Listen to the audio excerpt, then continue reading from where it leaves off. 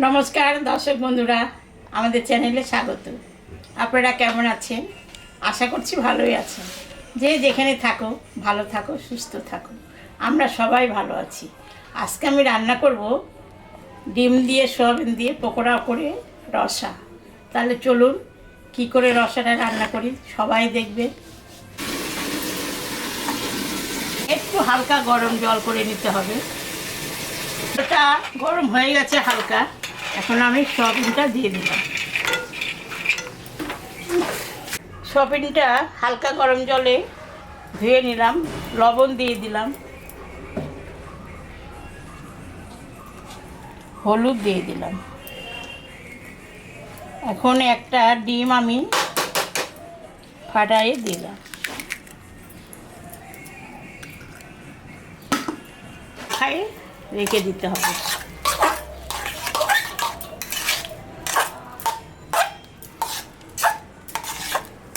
কড়াইটা গরম হয়ে গেছে, আমি এখন সর্ষের তেল দিয়ে দিলাম।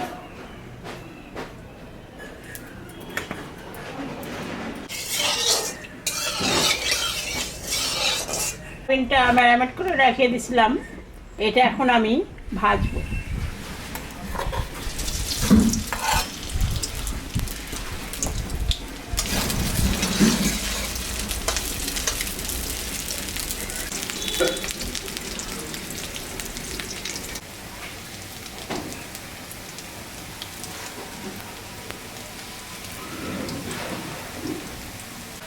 ভাজা হয়ে গেছে, আমি এখন তুলে নেব।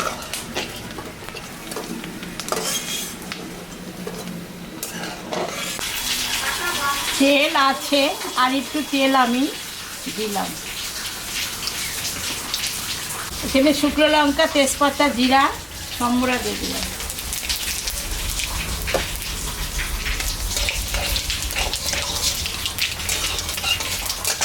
এখানে আদা, জিরা, শুকনো লঙ্কা, রসুন, পেঁয়াজ সব বাটা আছে।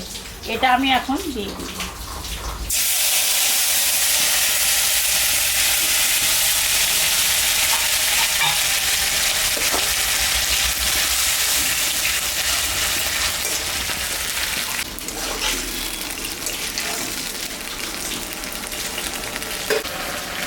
আমি এখন লবণ দিলাম, হলুদ দিয়ে দিলাম।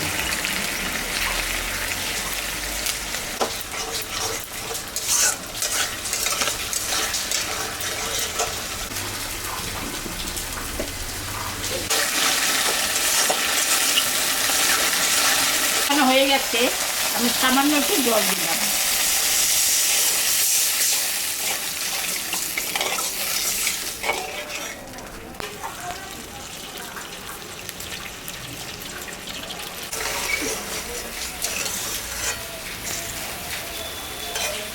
আমি এখন পকোড়াটা দিয়ে দিলাম।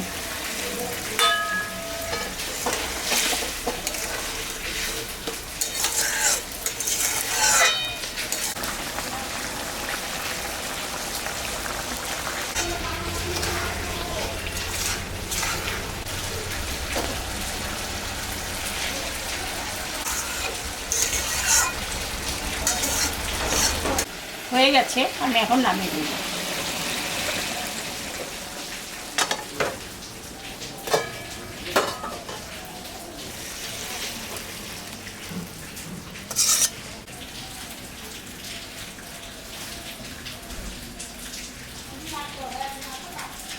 দেখলেন তো বন্ধুরা, আমি ডিম দিয়ে সয়াবিন দিয়ে পকোড়া ভাজিয়ে রসা করলাম।